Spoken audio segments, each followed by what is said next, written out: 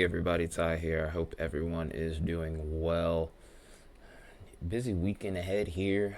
A lot of things happening across the board here in the lower 48. One thing that is going to improve over the course of the weekend is the tropics here. We are officially saying goodbye to Erin as of today. Yes, it is still a 90-mile-per-hour storm, but it's now post-tropical, so technically it's not a hurricane anymore. And this is going to end up remaining out to sea. This shouldn't be a factor for much of anybody at this point here. So, a lot of good news to be had there. It is racing off to the east-northeast at about 33 miles an hour right now, which is really impressive forward speed, but would be too worried about any further impacts if you're north of the border or over towards the Azores or anything of the like here.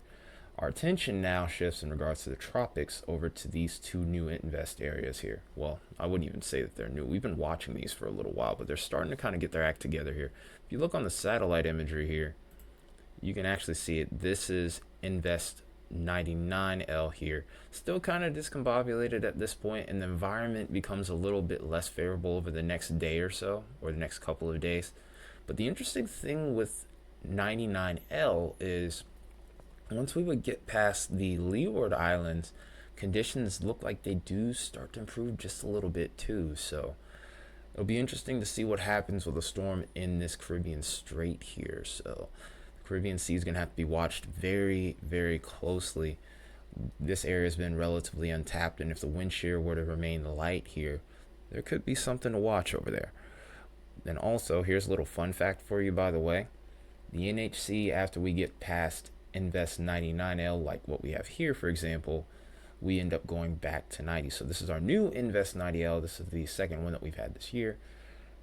This is going to most likely develop into our next named storm here.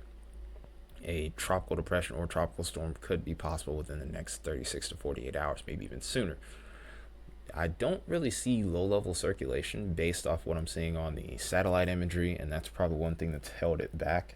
A little bit of wind shear off to the north also not helping with that either. In fact, I would actually go as far as to say that's more northwestern wind shear than anything else. Kind of caught really, if I were to say so, in between this little corridor of shear here, multiple changes of wind direction with height here.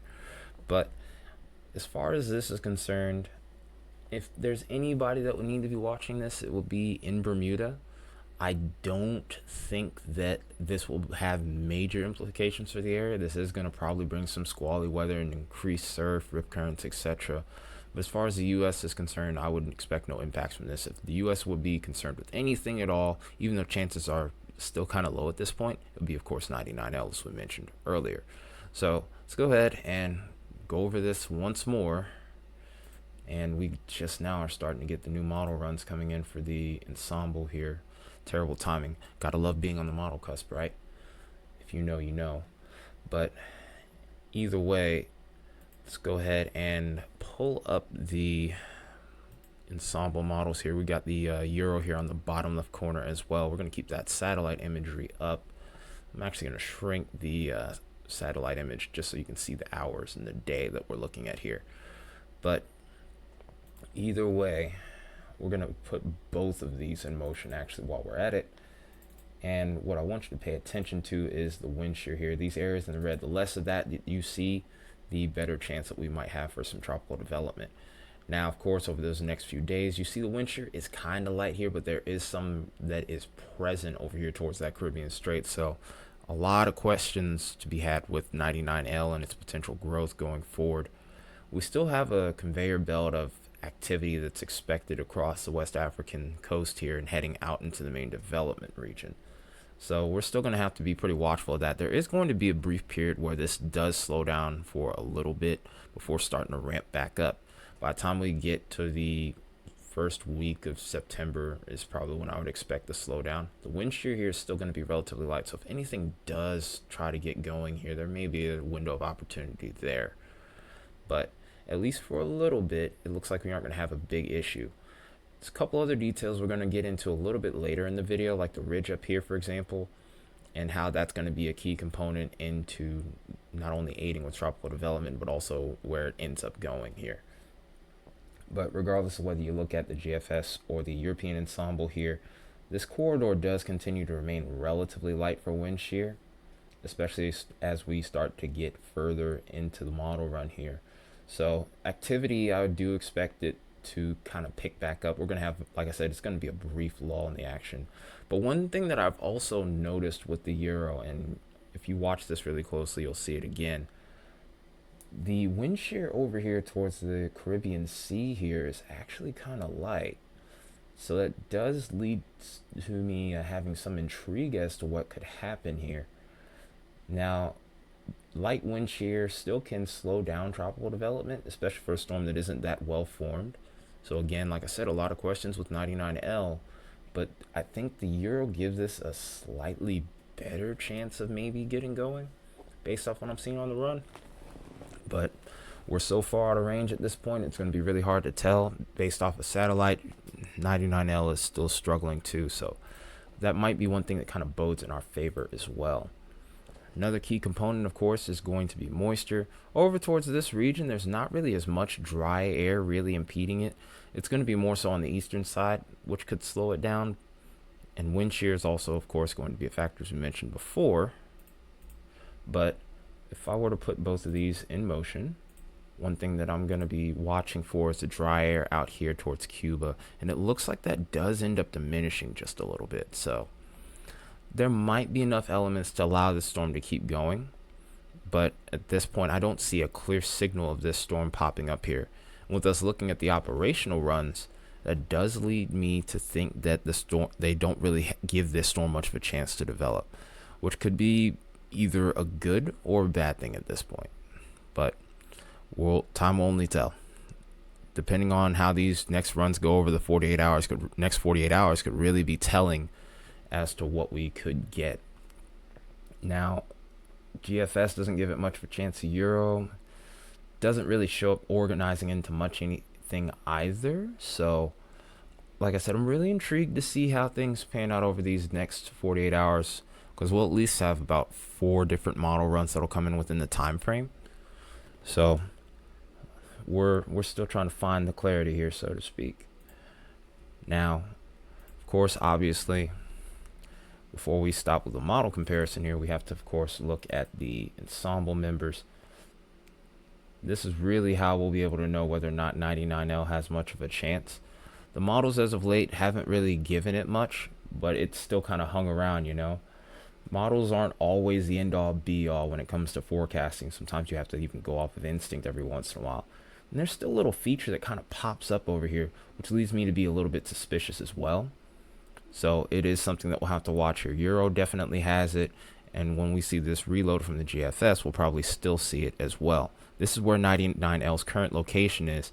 GFS kind of drops the signal briefly, but as we go further along here, actually, I think that might be another storm system. I think GFS kind of drops it, Euro kind of keeps it, maybe shifts it off to the north a bit. So, like I said, a little bit of model discrepancy coming in too, so it only further increases the uncertainty right now. Not really sure what to make of that going forward. Do see additional storm systems from the GFS popping up here. A little bit on the Euro as well. It's not uncommon to see that, but we'll have to see whether or not things begin to develop from that point here. Nothing set in stone here. No major systems that I would see at this point. Perhaps this could be 99L, because it looks like from what I was seeing, 90L ends up still pushing over towards Bermuda, and if anything stays east of the island nation. So like I said, there are a lot of moving components with this outlook here and this forecast in general.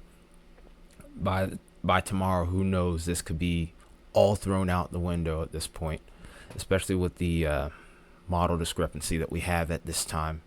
There's not much agreement across the board with much of anything in regards to these two upcoming these two potential upcoming storms. So here's 90L again. For the most part, the consensus keeps everything away from Bermuda. Worst case scenario, maybe a close pass off to the east, but for the most part, I wouldn't be worried about much of anything. And this is where things also get kind of confusing, is the fact that as we look at model guidance on here with the blend of ensemble models, some of which I can't even access right now, look at that. it still has 99L hanging in there for a while before going into the Caribbean Sea here in this little strait, and then it kind of, some have them looping all the way over towards Panama. Some of them stay north of Panama and stay away from Mexico, maybe over towards Nicaragua and Salvador. I'm not sure exactly which country these are. I can't sight read them, so feel free to correct me in the comments or grill me if you want to as well. But either way, this is where things kind of get messy with 99L.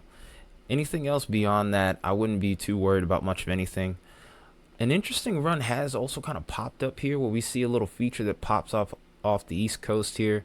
And then also as we get towards the back half of this run, there's even a scenario where something tries to get going in the Gulf here. Now, there's only like maybe one or two members that kind of latches onto it, but it definitely warrants a little bit of extra in the way of intrigue. I just realized now that the tropical model is still up there. I apologize for that. But across the board here, there's a lot going on, but not much in the way of clarity. So we'll be making updates on this as needed. Since severe weather's been on a little bit of a slowdown right now, it'll be a little bit easier to do that. So look forward to another tropical update probably in the next 2, maybe 3 days, depending on how things develop. But until then, hope you guys have a wonderful rest of your Friday, and I will see you next time. Thank you as always,